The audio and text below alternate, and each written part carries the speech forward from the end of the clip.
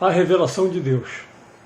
Muitas pessoas podem não gostar do que eu tenho a dizer, mas toda revelação tem que dar provas de que vem de Deus, senão vira profetada. Meu nome é Jorge, venho através deste vídeo provar para vocês que tive verdadeiramente uma revelação do Espírito Santo de Deus há cerca de 15 anos atrás. É preciso deixar bem claro que nessa época eu não tinha como saber que era uma revelação.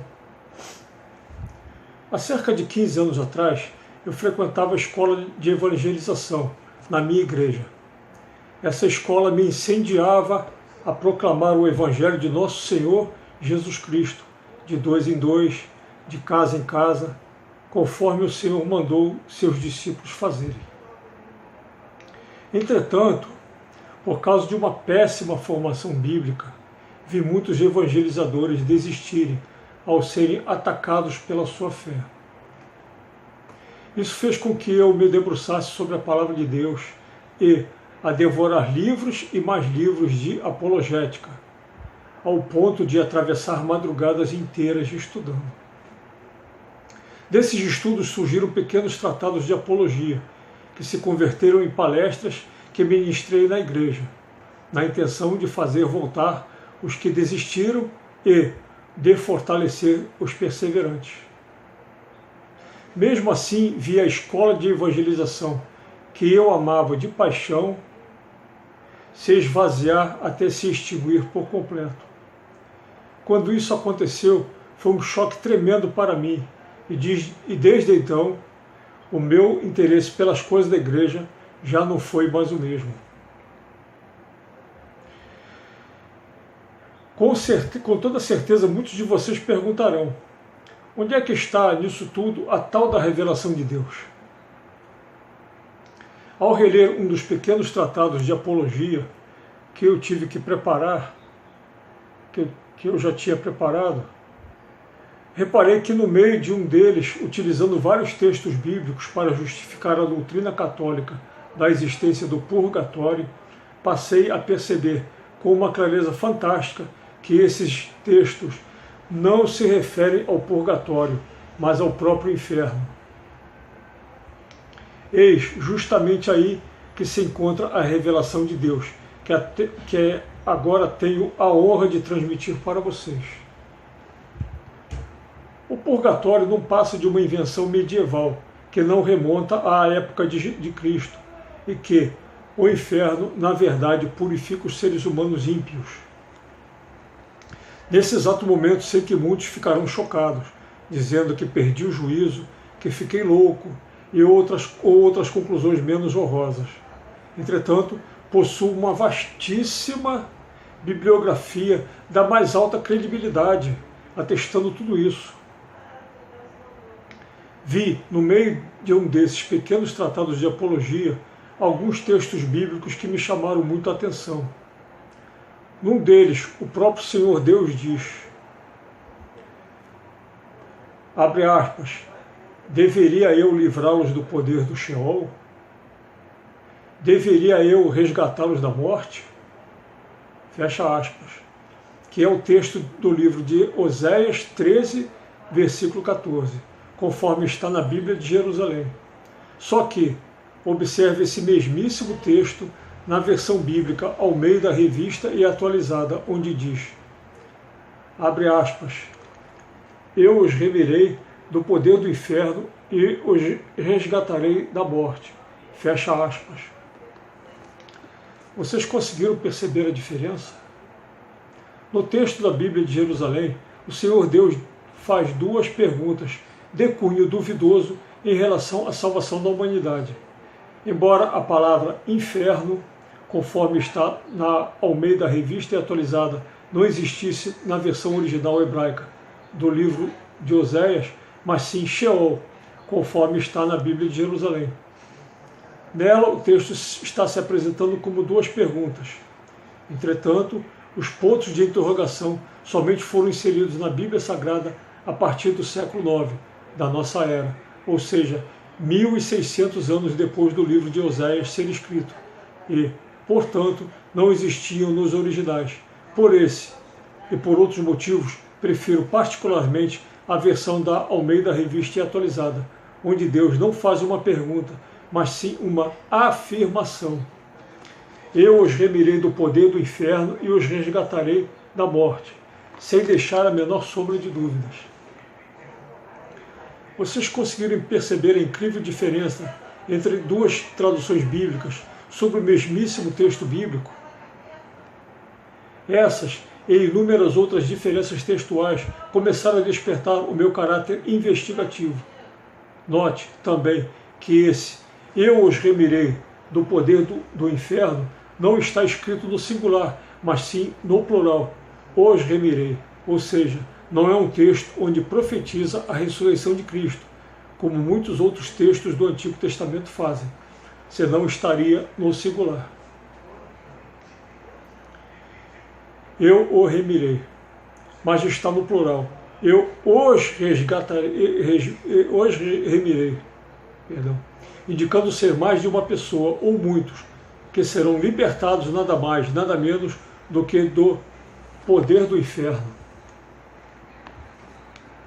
O Senhor Jesus é claro ao se referir ao inferno de fogo em Mateus 5:22 e apenas 4 versículos depois, ou seja, sem interromper o mesmo ensinamento, isto é, falando do mesmíssimo inferno de fogo, diz, abre aspas, em verdade te digo que não sairás dali enquanto não pagares o último centavo. Fecha aspas. Existe um fragmento de papiro desse manuscrito em grego, datado do início do século II, conhecido como Papiro de Barcelona, conforme o livro Testemunha Ocular de Jesus, na página 98, ou seja, muito próximo à época em que Jesus e os apóstolos viveram. Isso é um extraordinário testemunho de sua autenticidade. Se Jesus não está ironizando com os que vão para o inferno, e Jesus jamais faria isso, por que então revelaria que sairás dali, condicionando isso ao ter que pagar tudo o que deve? Desafio os mestres em teologia que façam uma exegese desse texto bíblico, assim como o texto de Mateus 18, versículos 23 a 35, onde Jesus fala da dívida dos 10.000 talentos, que equivalem a, abre aspas, uns 350.000 quilos ou 350 toneladas de ouro ou prata, conforme a explicação da Bíblia de Jerusalém, conforme a explicação da Bíblia Ave Maria para esse texto. Na época em que tive essa revelação, eu não acreditava que era uma revelação de Deus, por isso entrei em crise comigo mesmo, pois não era isso que tinha aprendido a vida inteira. Esse pensamento me tirava o sono e quase conseguiu acabar comigo. Todavia, esse pensamento se converteu de uma crise profunda, depressiva, mortal, para uma força motriz de passar a devorar todas as publicações especializadas em teologia escatológica e na história do cristianismo, especialmente nos primeiros séculos da nossa era. Não satisfeito com tudo isso, estudei teologia durante 3 anos no famoso Seminário São José, em Niterói, de março de 2004 a dezembro de 2006. Mas em vez de descobrir que eu estava errado, e eu queria muito que fosse assim, somente Deus sabe o quanto, descobria justamente o contrário. Fui atrás de respostas ali, mas os padres e professores somente se limitavam a dizer que a igreja está certa e ponto final.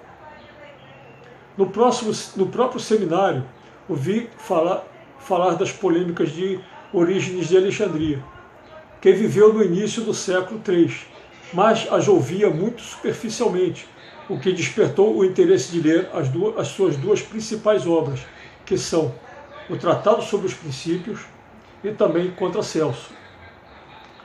2 livros fantásticos que me revelaram que houveram profundas mudanças das doutrinas cristãs nos 5 primeiros séculos para o cristianismo que vivemos hoje. E, o melhor de tudo, que eu não estou ficando louco.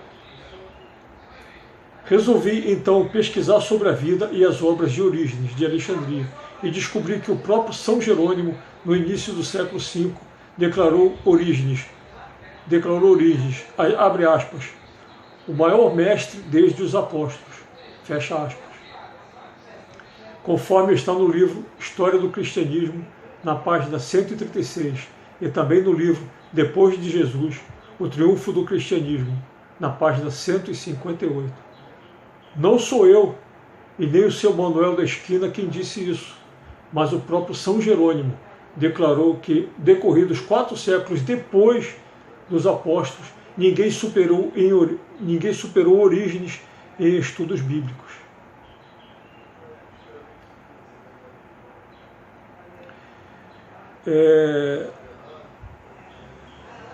Erasmo de Roterdã, conhecidíssimo teólogo do século XVI, declarou que aprendia mais sobre a filosofia cristã em uma página de Orígenes do que em 10 de Santo Agostinho. É preciso deixar bem claro que todas as vezes que eu disser os padres da igreja, neste vídeo, não é me referindo aos padrecos de batina que andam por aí, mas sim os maiores teólogos que existiram nos 5 primeiros séculos da nossa era. Orígenes, o sábio mais fecundo da antiguidade cristã, segundo o livro Patrologia, da Paulus, na página 203, e a sua genialidade nos estudos bíblicos ultrapassou a todos os padres da antiguidade cristã. No mesmo livro, na página 205.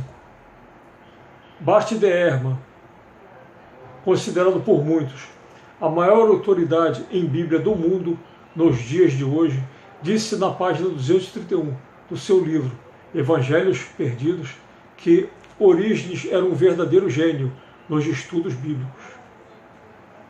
Orígenes foi um primoroso erudito e exegeta, fez estudos críticos do Novo Testamento, do texto do Novo Testamento, segundo o livro A Origem da Bíblia, da Casa Publicadora das Assembleias de Deus, na página 93. Orígenes é considerado o maior especialista bíblico da Igreja grega na Antiguidade, segundo o livro O Autêntico Evangelho de Jesus, na página 404. Leonardo Boff declarou: Orígenes, quiçá, o maior pensador cristão de todos os tempos, no seu livro Vida para Além da Morte, na página 85. O próprio Papa Bento XVI, ao apresentar os padres da Igreja, capítulo 5, disse que o bispo Ambrósio de Milão, que aprendera a ler as escrituras das obras de Orígenes, introduzi lá depois no Ocidente para a entregar a Agostinho e a tradição monástica sucessiva. Ou seja, o Papa está dizendo que Santo Ambrósio de Milão aprendeu a ler as escrituras com Orígenes e depois as ensinou assim a Santo Agostinho e aos outros sucessivamente. Dom Estevão Tavares Bittencourt, considerado o maior teólogo católico da América Latina, na página 64 do seu curso de patrologia, disse que Orígenes é tido como fundador da ciência bíblica ou do estudo científico da Bíblia. Eu poderia ficar aqui durante horas citando as diversas bibliografias enaltecendo a genialidade bíblica de Orígenes de Alexandria. É justamente aqui que se encontra o ponto crítico desse estudo e te desafio a responder.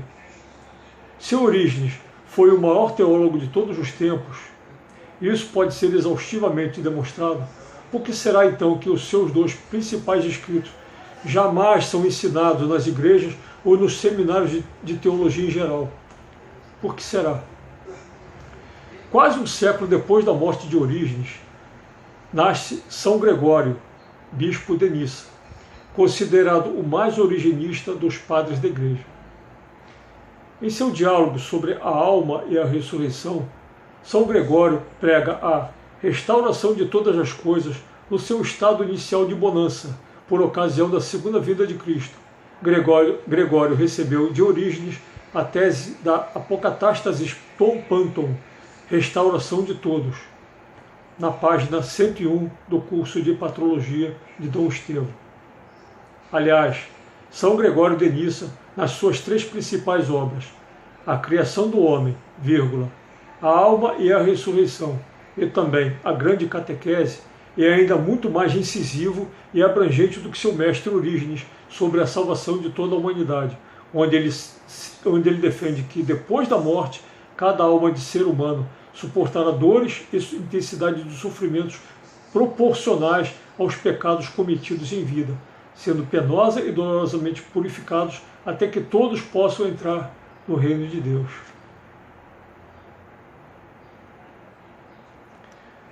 Sei que muitos dirão que esse tal de Gregório de Nissa é apenas mais um louco que não sabia o que dizia e que nem mesmo deveria ser chamado de santo.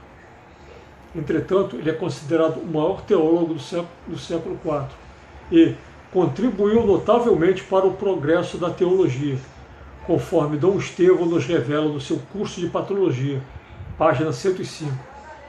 São Gregório de Nissa foi o teólogo que mais se destacou no Concílio de Constantinopla I, em 381 DC, a ponto de os padres conciliares, por causa de sua profunda doutrina, apelaram-no de coluna da ortodoxia, conforme o livro Um Santo para Cada Dia, na página 81.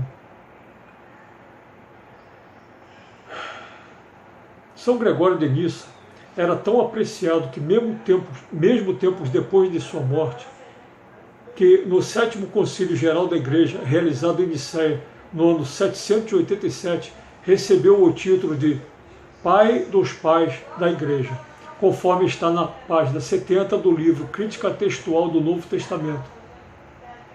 Ou seja, 4 séculos após a morte de São Gregório, ele foi considerado pelas maiores autoridades eclesiásticas o maior entre todos os teólogos da Igreja, até aquele momento.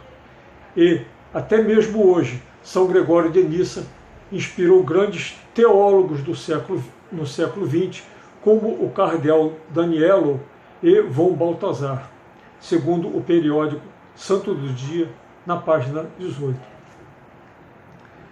Não foi somente São Gregório de Nissa que foi inspirado por Orígenes, mas até São Jerônimo, que nunca, porém, deixou de ser tributário de Orígenes em sua exegese, conforme revela Dom Estevão no seu curso de Patrologia, na página 158. São Jerônimo é, no que respeita à salvação, o mais originista, conforme está na página 83 do livro O Nascimento do Purgatório, escrito por Jacques Le Goff, um dos maiores medievalistas do mundo. Como é possível os principais escritos dos 2 maiores gênios do cristianismo, nos 5 primeiros séculos, serem totalmente esquecidos e jamais serem citados nas igrejas ou nos seminários de teologia? Como é que pode isso? A explicação para tudo isso está justamente no século seguinte, quando no início do século VI, o monofisismo, que é a heresia de que Jesus Cristo é somente Deus e nunca foi homem, dominava todo o clero oriental. Entretanto, para a indignação geral, essa heresia estava sendo devidamente combatida com eficácia justamente pelos monges originistas. E ainda por cima, em plena capital do império, Constantinopla. O imperador Justiniano desejava muito unificar todo o império romano numa única profissão de fé. O problema é que os monges originistas estavam alcançando êxito no combate ao monofisismo e causando a ira do clero monofisita, que exigiu providências junto ao imperador. Justiniano buscou orientação com seus conselheiros, cujos nomes não são citados em nenhum livro de história, com exceção de Procópio, que foi o seu biógrafo, a si mesmo chamando o imperador de imperador, abre aspas, imperador demônio. Orientado por seus conselheiros hereges e anônimos, Justiniano fez uma lista com 10 condenações bastante duras contra Orígenes de Alexandria e os seus escritos, no Sínodo de Constantinopla, em 543. Pasmem, meus amigos, nesse mesmíssimo ano e nesse mesmíssimo lugar, a peste negra, mais conhecida como a peste de Justiniano, se abateu sobre Constantinopla, matando nada menos do que 300 mil pessoas. Até mesmo Justiniano contraiu essa doença, mas sobreviveu com sequelas. Quero que você julgue por se isso foi a ira de Deus ou o quê. A grosso modo, essas 10 condenações igualam os seres humanos maus aos demônios para poder condená-los ao inferno por toda a eternidade. Qualquer calouro de teologia sabe que é impossível igualar a consciência dos demônios à consciência dos seres humanos, por piores que eles sejam. Em outras palavras, por pior que um ser humano seja, poderá se arrepender e se converter. As igrejas por aí estão repletas de testemunhos assim, como, por exemplo, ex-assassinos em séries, ex-bruxos, ex-satanistas, etc. Agora, quanto aos demônios, no início do século V, São João Cassiano, nos livros 7 e 8 da sua obra Conferências, analisou a vida dos anjos e dos demônios, afirmando que os demônios não podem arrepender-se. Será que Justiniano e seus conselheiros não sabiam disso? E o que é pior ainda, será que a igreja não sabia disso? Será que a peste de Justiniano foi a ira de Deus caindo sobre a promulgação de tal absurdo? Julgue você mesmo por si só. Justiniano queria a assinatura do Papa Vigílio nesses 10 anátemas. Como o Papa se recusasse, Justiniano mandou despudoradamente sequestrar o Papa 2 vezes, a primeira em novembro de 545 e a segunda em 551. Sendo que essa última foi a pior, pois os circunstantes presenciaram o espetáculo do idoso Papa agarrado às colunas do altar, que cederam e ruíram, quando a guarda palaciana estava tentando arrastá-lo pelo cabelo, pela barba e pela roupa.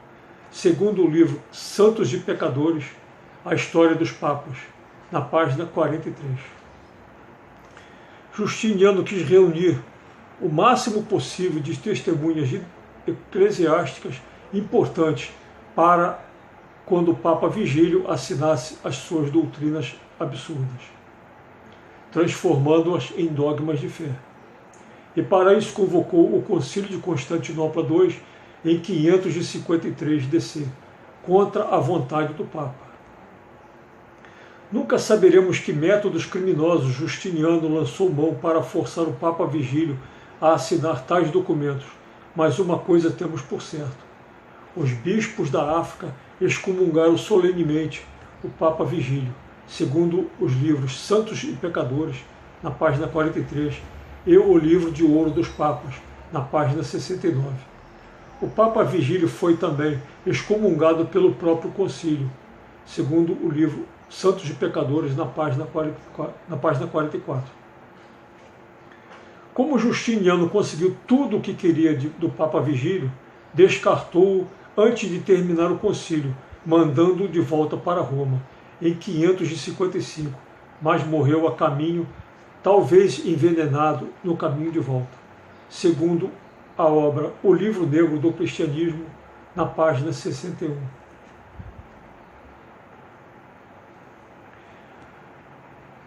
O que eu e a maioria dos teólogos dos 5 primeiros séculos ensinamos não contradizem nada com a salvação dada por nosso Senhor Jesus Cristo. Muito ao contrário, a salvação de toda a humanidade é inaugurada, e é preciso deixar muito claro isso, a partir da morte e ressurreição de Jesus Cristo. É exatamente isso que o Espírito Santo de Deus nos revela a partir do apóstolo Paulo, quando ele diz que Jesus Cristo é, abre aspas, Salvador de todos os homens, especialmente dos fiéis, fecha aspas, conforme está em 1 Timóteo 4,10. E o apóstolo Paulo ainda conclui essa extraordinária revelação, ordenando a todos os cristãos de todas as épocas e de todos os lugares, dizendo: ordena e ensina estas coisas. Ordena e ensina essas coisas. Versículo 11. Vocês conhecem alguma igreja que ordena e ensina essas coisas? Pois o texto, desde os manuscritos originais, diz Panton Anthropon, que traduzido literalmente para o português significa de todos os homens. A partir daí, desafio os teólogos que investiguem na palavra de Deus e em dicionários e enciclopédias bíblicas, conforme eu já investiguei, que todas as vezes que essa expressão aparece nos manuscritos gregos da Bíblia, é sempre se referindo à humanidade inteira. Compilei uma vastidão de informações bibliográficas com fatos históricos irrefutáveis e opiniões de grandes teólogos, num livro de 330 páginas, intitulado A Salvação Eterna é para Todos, onde explico tudo isso e muito, muito mais, nos mínimos detalhes, que isso não se trata de um universalismo burro, cria da nova era. Também revelo pastores famosos na mídia, que pensam exatamente igual a mim, e aos padres da igreja, como o reverendo Caio Fábio, no seu vídeo intitulado Caio Fábio, o que você acha do inferno?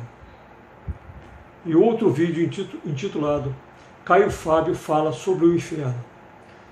O pastor batista Ed René Kivitz, no seu vídeo Muito Prazer, Espírito Santo, onde no final faz uma revelação surpreendente sobre a salvação de toda a humanidade. Ou o seu outro vídeo, Gemidos Inexprimíveis, onde rebate várias críticas feitas ao seu vídeo anterior, reafirmando sua posição, sua plena convicção, ao dizer, creio que Deus já de redimir toda a humanidade. Esses dois pastores são famosos nos programas de entrevista na televisão e figuram entre os 30 principais teólogos do Brasil, conforme veiculado pelo canal Defesa da Fé. Todos esses vídeos que acabei de citar, meu amigo, podem ser encontrados no YouTube, assim como este. Há cerca de 15 anos atrás, eu não sabia que estava recebendo uma revelação, somente depois de muitas crises e estudos que encontraram respaldo nos escritos dos maiores teólogos de todos os tempos, e que obtive as provas necessárias para saber que essa revelação provém verdadeiramente de Deus. Por tudo isso e muito mais, nunca é tarde para ouvir as palavras que saíram da boca de Jesus Cristo, com a mesma intensidade e urgência com a qual o Senhor as proclamou. E conhecereis a verdade, e a verdade vos libertará. Isso está em João 8, versículo 32.